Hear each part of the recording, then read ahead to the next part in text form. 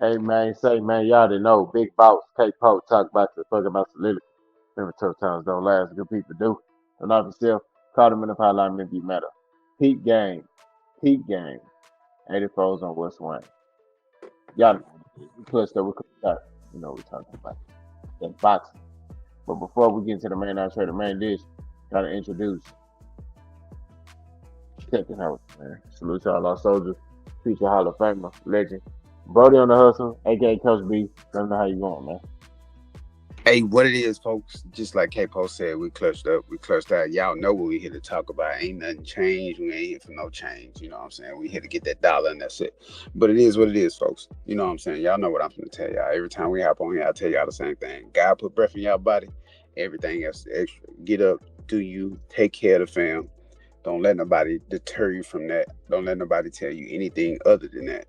Like I said, get up, do you, take care of you, take care of the fam. And with all that being said, I'm gonna pass it back to Capo. Let's let them know how we flow. Go ahead and continue the show. Already. So this gonna be a different type of episode, right? Me and Coach B been brainstorming, and we really want to show that boxing knowledge, right? Although we're not doing this for y'all, we're doing this for us. But we want to show y'all that we know what we're talking about. So Coach B did a little film study on Terence Crawford. And Bud Booty Wars, hold your horses. Y'all stay. I'm not gonna kick y'all out. Y'all stay. I want y'all to hear this breakdown, right? Because y'all the main ones that be saying that most egregious stuff. So, Coach,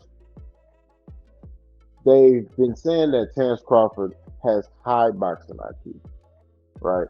They've been sitting there saying that he's the more skillful fighter than Canelo. Canelo is basic. He's basic, right? He don't he just do the basics. He just do the simple stuff. Crawford is just leaps and bounds better. So my question to you, Coach, in the comparison of IQ between Canelo and Terence Crawford, right? Just real quick, what do you see?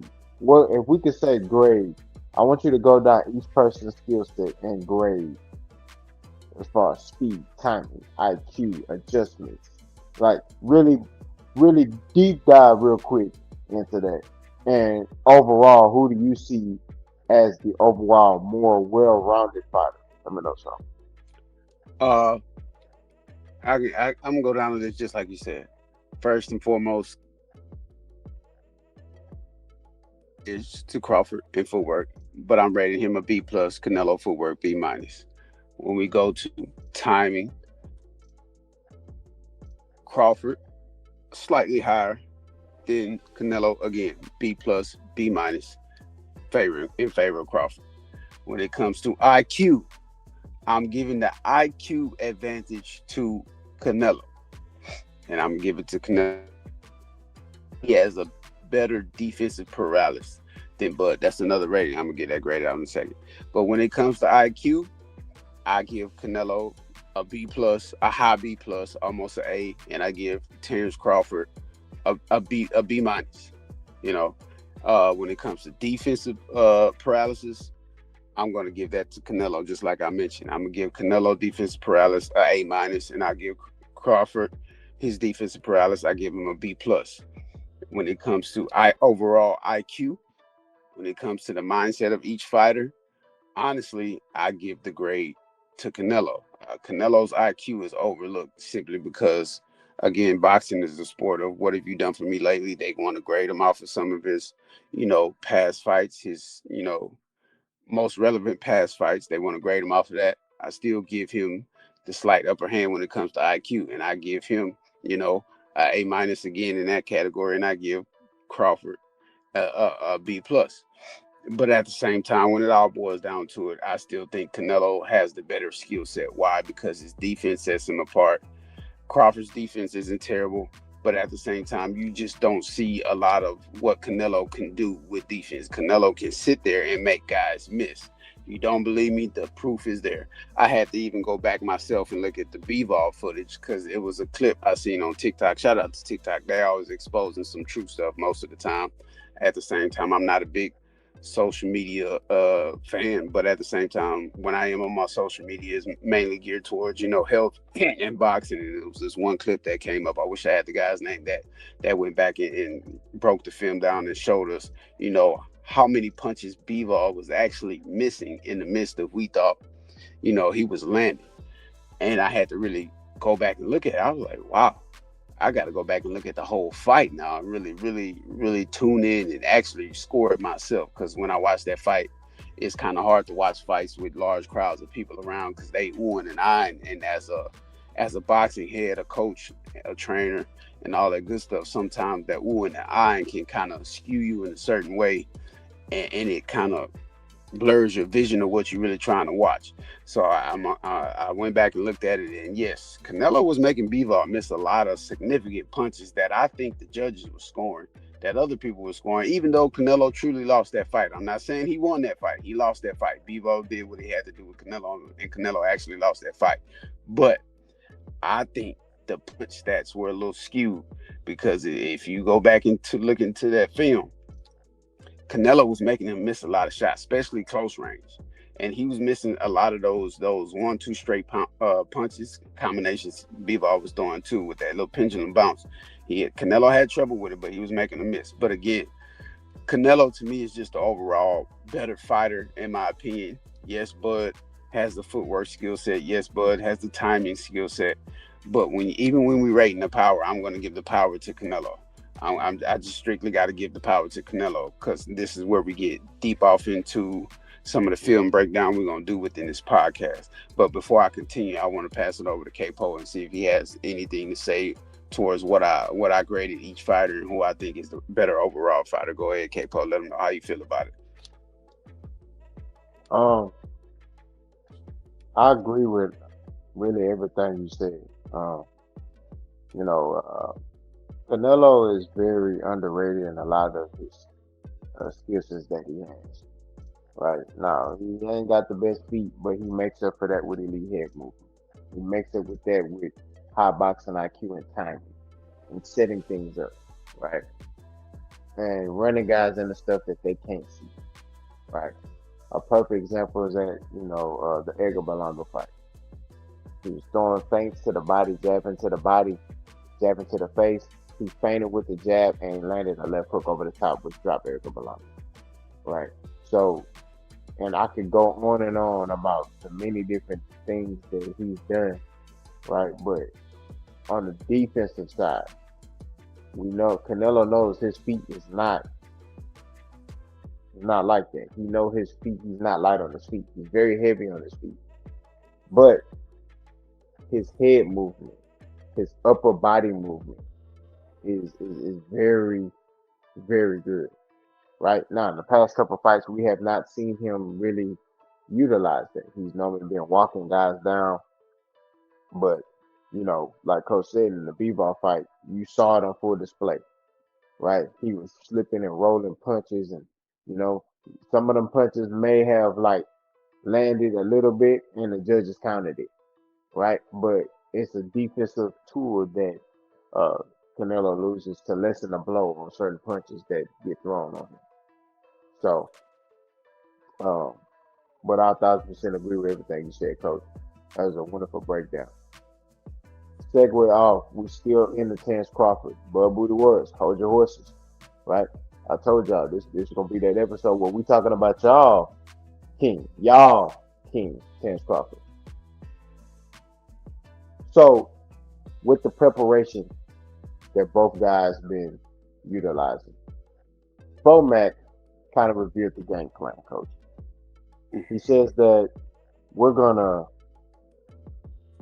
We all know around 6 and 7, Canelo gets tired, Mm-hmm. right?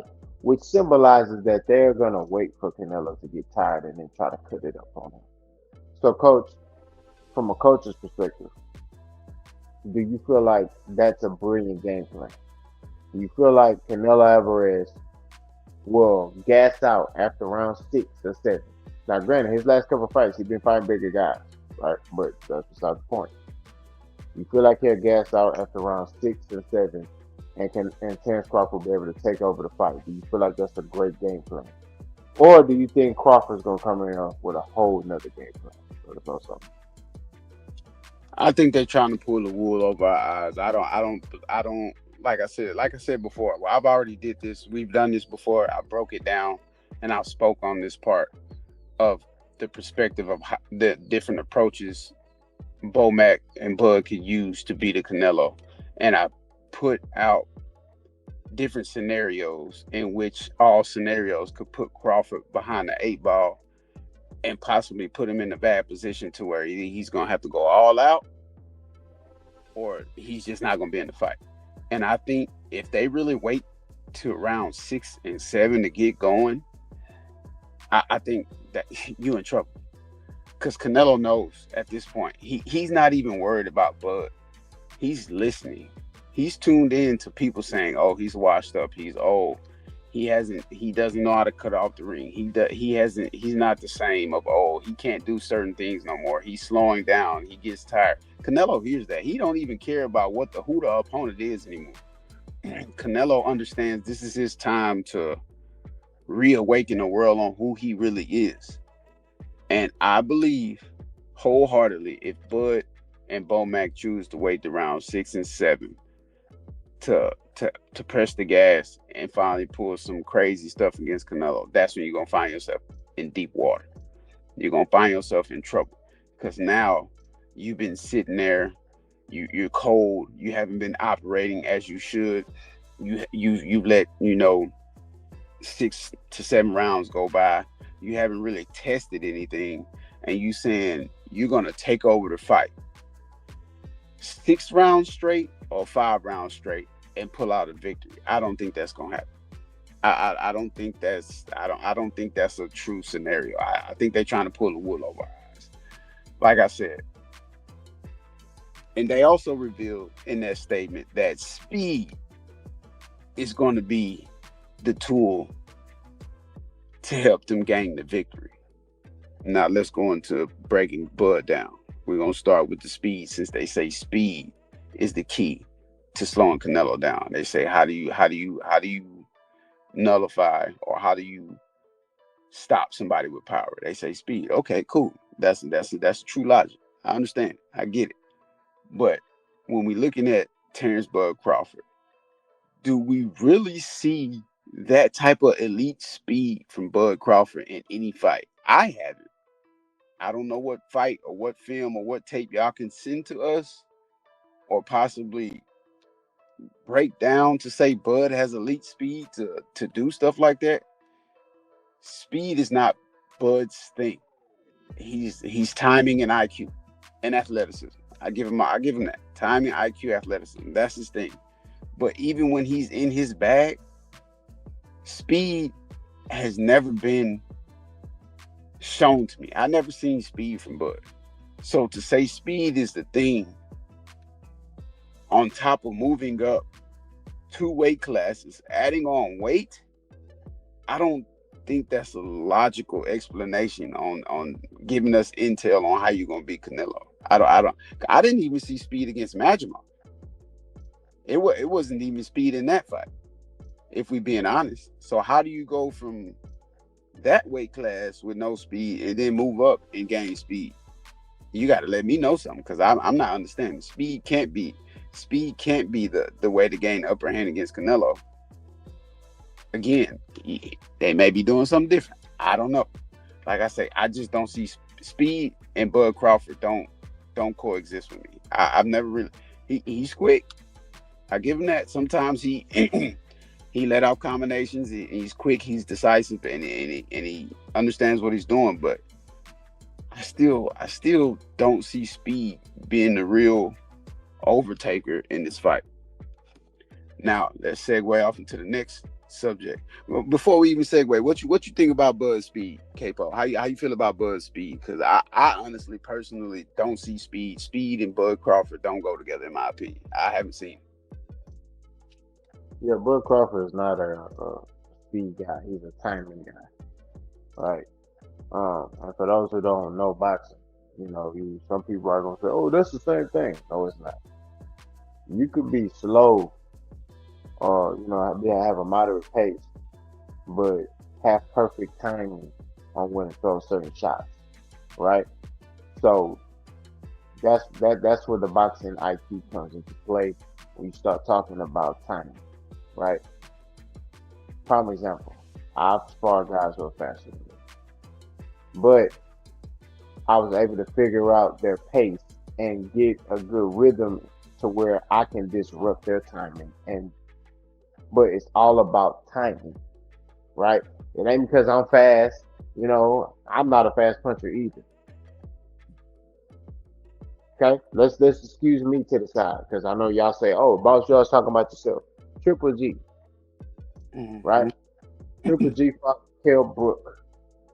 Kell Brook is not a fast fighter, but he has faster hands than Triple G. But how did Triple G beat Kell Brook? Timing, timing, and setting up his shots, and he was able to stop Kell Brook.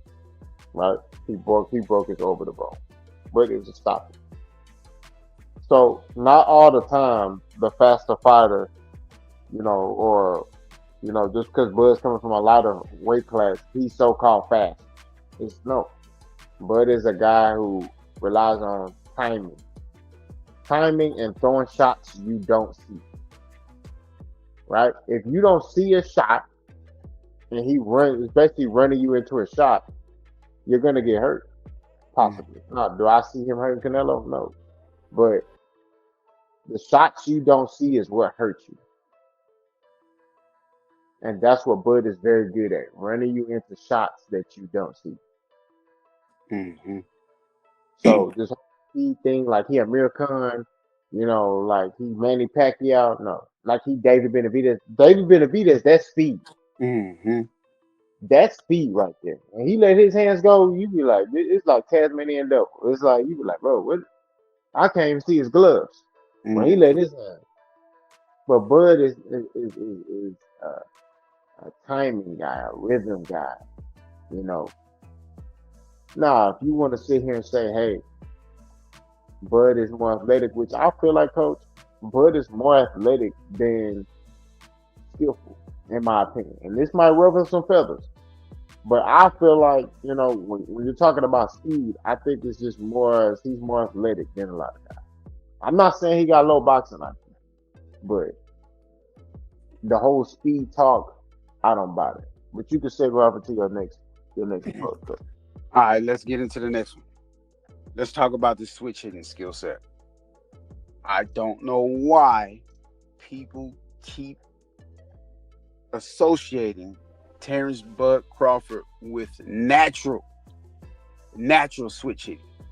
There's a difference between natural switch hitting and switch hitting. And I don't even consider Terence Bud Crawford a switch hitter. I broke this down to K-Po one time, but I said it wrong, but I'm going to say it right here. Terence Bud Crawford is an investigative switch hitter, which means he will come out of the corner a couple rounds in the southpaw stance to see what he can get off on you. Pause, no freak is in full effect at this point. He will come out in the southpaw stance to see what he can get off on you. And if he feels like that's the way to go, then he's going to stay southpaw. And if he can't get anything southpaw, then he's going to go orthodox. But he's not going to, and he's going to take a few rounds and then come out orthodox. He comes out of the corner orthodox and or southpaw. He may kind of switch his feet in the midst of, resetting, fighters, stepping back, getting out of range. He may reset his feet and switch his stance then. But that's an investigative switch hitter.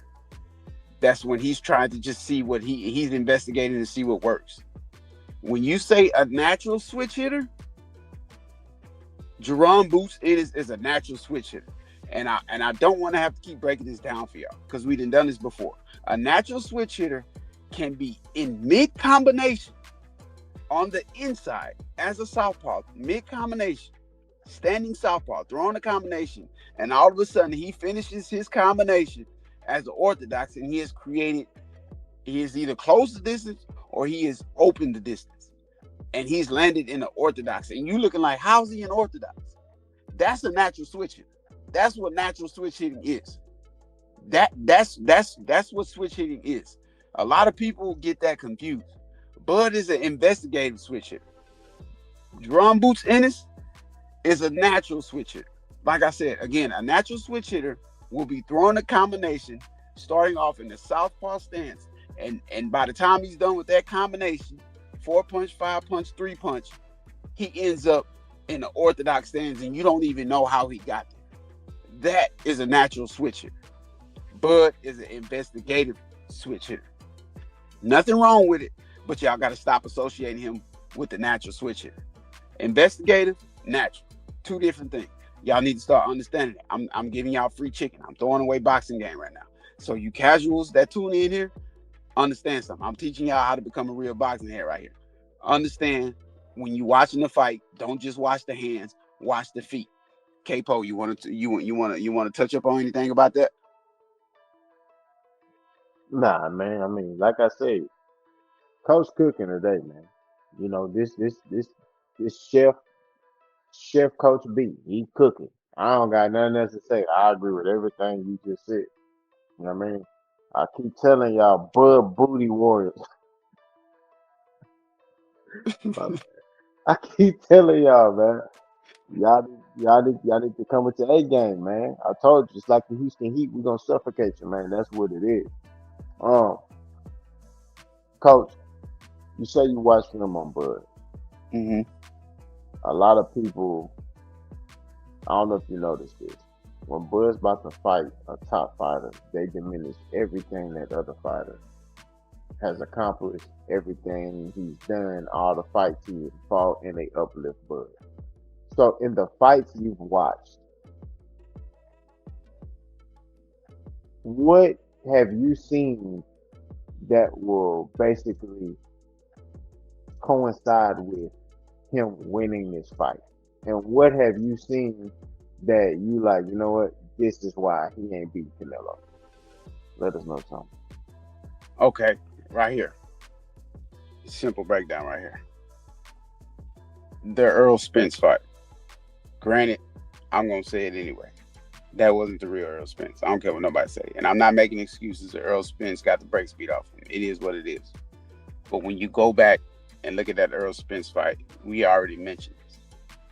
Timing. He was able to disrupt any and everything Earl Spence was prepared to do, preparing to do, or wanted to do, or needed to do. Timing was the biggest difference in that fight. Well, one of the biggest differences. I'm not even gonna say speed. A lot of people say he was faster. Yeah, he was faster, but it's Earl Spence. Most of the time when Earl Spence got in the ring, it wasn't about he wasn't faster than too many people he fought in his on his way to being one of the best champions to do what he did in his prime. Earl Spence, that's another prime example. We can even throw Earl Spence in there. Earl Spence's hand speed ain't the greatest. Most of the time when he got in the ring with most of the fighters he fought, he had the lesser hand speed, but at the same time, he still came out victorious up until he met Bud. You know what I'm saying? But at the same time, when we look at this Earl Spence film, there's something I want to point out with the first knockdown. Earl Spence set himself up for the first knockdown, because if you look at the combination Terence Crawford threw, and he landed it with great timing, he landed it with great accuracy, but it wasn't a power a power combination. It wasn't a lot of thump behind those punches. And I want y'all to go back and look at this yourselves. When Earl Spence tried to recoup after those two punches, mainly really before he even tried to recoup, he was already in a terrible stance from a footwork perspective. He was already square. He had his nose over his toes, and he was in a real low-level squatted position. That's how Terence Crawford was even able to come up. Most fighters don't do that. Terence Crawford was able to come up, fire the rear hand, shoot the lead hand with no guard. And Terence Crawford's chin was in the air. So that should tell you all in all right there, Earl Spence was in a terrible position. He was in a squatted position, squared up, nose over his toes. He was asking for it. And then not only that, he took the two punches well, but his footwork and his positioning, the way he tried to step back and recover himself and try to create distance to reset, he fell on his butt. You don't believe me? Go watch the film. I'm not making it up. This is what I seen on the film. This is what I seen on the tape. Now, what I take out of this is on one of the keys that Crawford is going to have to use to beat Canelo is timing. We already mentioned timing. Timing is going to be everything for Bud Crawford in his fight against Canelo. Timing is really the true option. The true option. That's your number one asset. Timing. Being able to time Canelo is going it got to be your bread and butter, Bud. And I'm even giving him tips right now, cause so you can't say I'm hating on Bud. I'm giving him tips. He not gonna take it because why? He don't know me, but at the same time, you don't gotta know me. But I know what you should do to beat Canelo because I am a coach. But at the same time, timing, timing, time is of the essence. And if you wait till 6 and 7 again, your rhythm gonna be off. Your timing gonna be off. What you want to do is not gonna be set up. All that stuff is gonna be disrupted. I'm telling you, timing is key. Now, another fight I watched, and I watched this fight multiple times, back to back to back to back to back, was the Sean Porter fight. Because Sean Porter would have won that fight if he wouldn't have got overzealous and got away from his fundamentals. Again, another situation where a fighter not sticking to the fundamental footwork of boxing. Again, the first knockdown that was awarded to Terence Crawford was not due to the punch. It was due to the fighter being in a terrible position to be able to recover and stay on your feet. Again, Sean Porter had went heavy, heavy, heavy, heavy, heavy, heavy on his toes, nose over his toes, in a heavy squatted position, and he was squared up. Now, Sean Porter's footwork is not the greatest as it is already. It's not the greatest, not the worst either. But at the same time, if you go back and look at that first knockdown, the dude was in like a sumo squat almost. He was in like a sumo squat. What he was getting ready to do, I have no clue. But at the same time, Terence Crawford, again, timing played a huge part in this. He threw the right punches at the right time and caught Sean Porter slipping in a terrible footwork position. And when he got ready to recoup, he rocked right on his heels, and he had no choice but to sit down. You can even look at Sean Porter. The punches didn't affect him at all. Again, it was great timing by Bud, catching his opponent in a terrible position with the right punches to make the ref say, okay, you failed. He hit you. I don't care about your footwork. You better get right. Get your feet up under you because it looked like a knockdown, so I'm counting it as a knockdown, and it is what it is. I agree with the ref. I'm not here to say you better. Your coach is in the corner. He should be telling you what to do. A knockdown is a knockdown. You got hit with 2 punches. Bud had great timing. And at the same time, while he had great timing, you was in a terrible position and you fell on your butt. Start the count, ref. Again, timing. Timing, timing, timing. That's what I see Bud needing to have on superb go mode come fight night against Canelo. That has to be the thing. Timing. I'm not worried about speed. I'm not worried about how athletic you are. I'm not worried about how strong you are. I'm not worried about none of that. Timing is going to be the key for Bud in this fight. And if Bud chooses to come out in an orthodox stance against Canelo, again, I'm going to say this loudly for the people in the back. If Bud chooses to come out and fight Canelo in an orthodox stance all night, he will lose. And I'm going to tell you why. Here's the proof in the pudding. The reason why Canelo brought Jerron Boots in his end is so he can get some more time in the ring with the southpaw. It has nothing to do with switching. It has nothing to do with the speed. It has nothing to do with the power. It has nothing to do with the IQ. Canelo was not worried about none of that. It was spending time. He needed to spend time in the ring with a southpaw. He needed to, because Canelo doesn't have too much experience against southpaws in the ring, especially since he's been on this elite level and he's been in the heavyweight, well, not a heavyweight, and he's been in a heavier weight class than what he is. He needed to spend time in the ring with a southpaw. It had nothing to do with none of those attributes. He needed to spend time in there with the southpaw, and if you can get the best southpaw around, Jerron Boots to come in, why not? It just makes it all the better that it does have speed, that he does have power, that he does have switch hitting ability, that he does have IQ. It makes sense that he has time. All those extra attributes come with being in the ring with a southpaw. But I'm telling y'all right now, If Bud Crawford chooses to come out and spend most of this fight in the orthodox stance, he will lose. He better stay southpaw, and his timing better be on par. And I'm gonna pause right there. Capo, you got anything to say?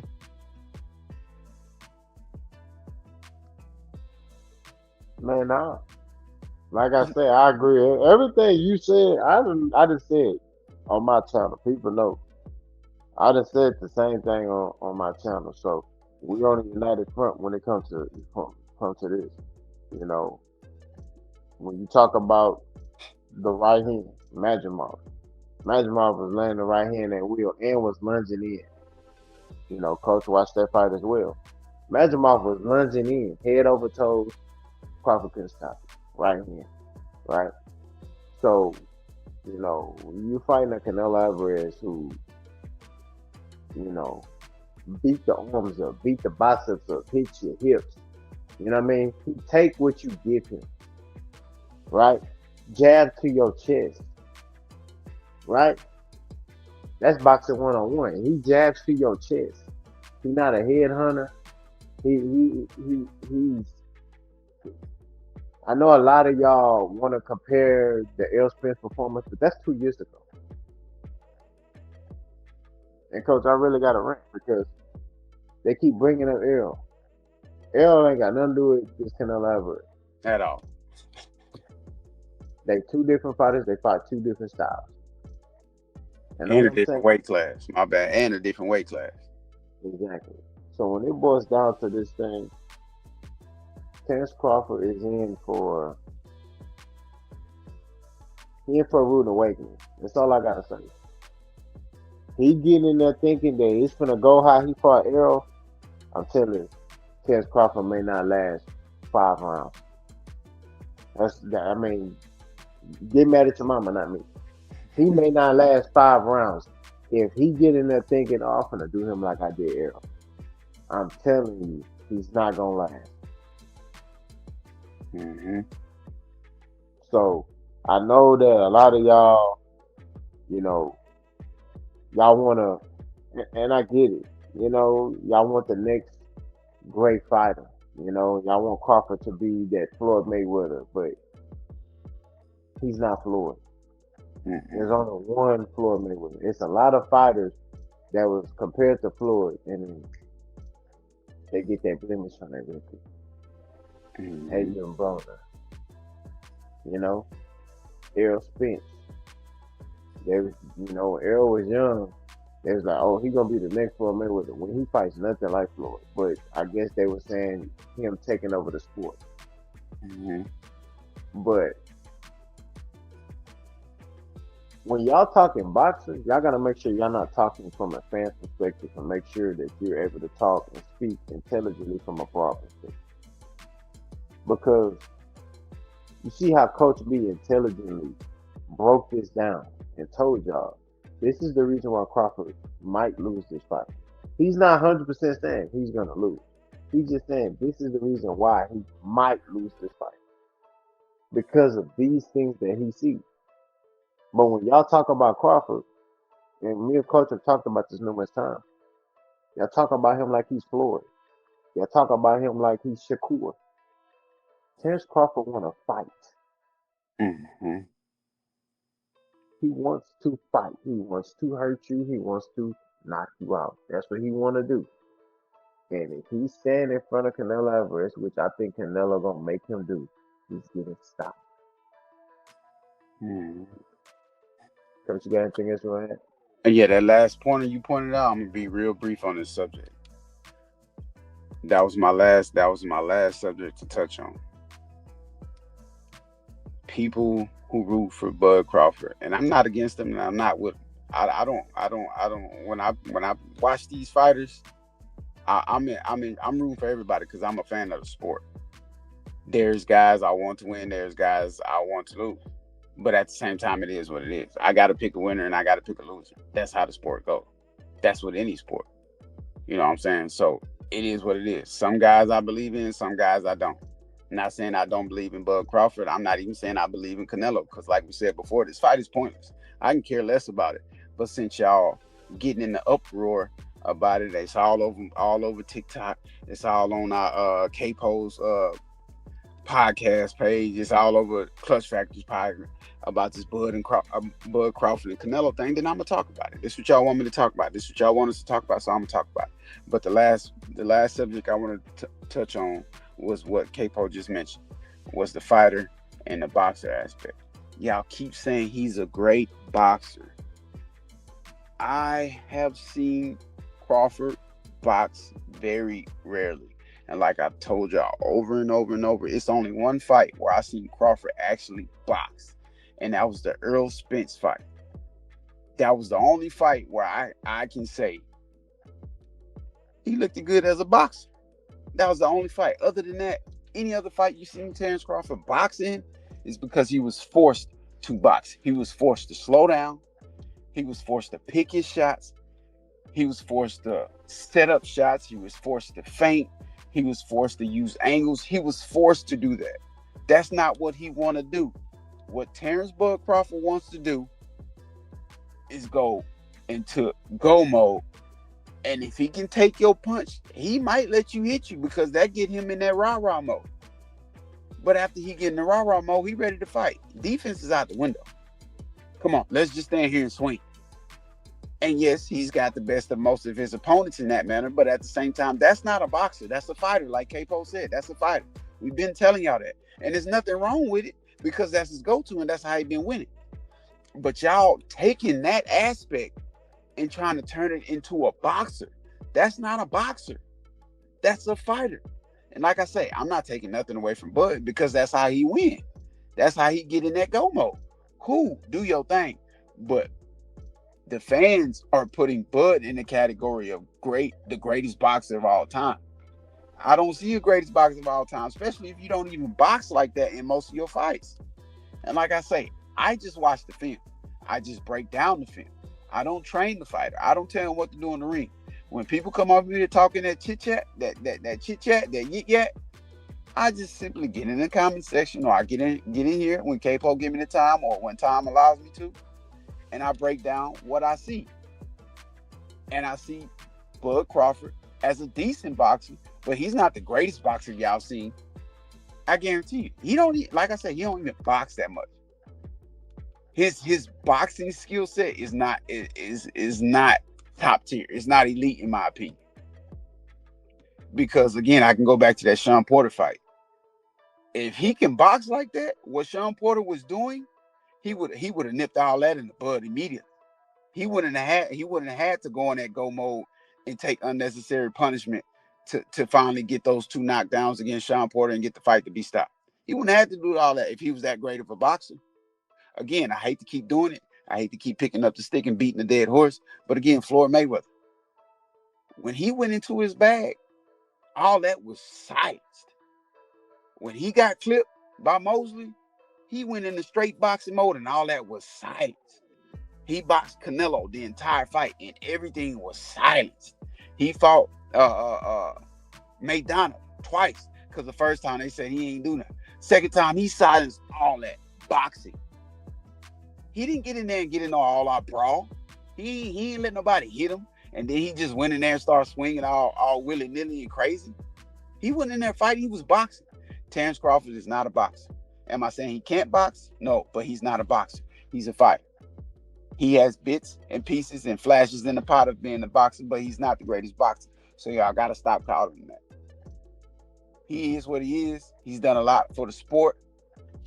In my opinion, he ain't done that much because I think he always just came in and took the leftovers and ran with it, and he's still doing it. But at the same time, it is what it is. That's what y'all want to call him. Y'all want him to be our greatest fighter of all time? Then cool, that's cool. But at the same time, don't come over here trying to convince me on what an elite fighter, elite boxer, and a guy with speed and a guy with great power looks like. Because I know what it looks like. And Crawford don't display that to me. He's a very talented guy. He's a very athletic guy. He has a lot of IQ. He has a lot of time. I give him all that. But at the same time, don't come try to convince me that he's the greatest we've seen in forever.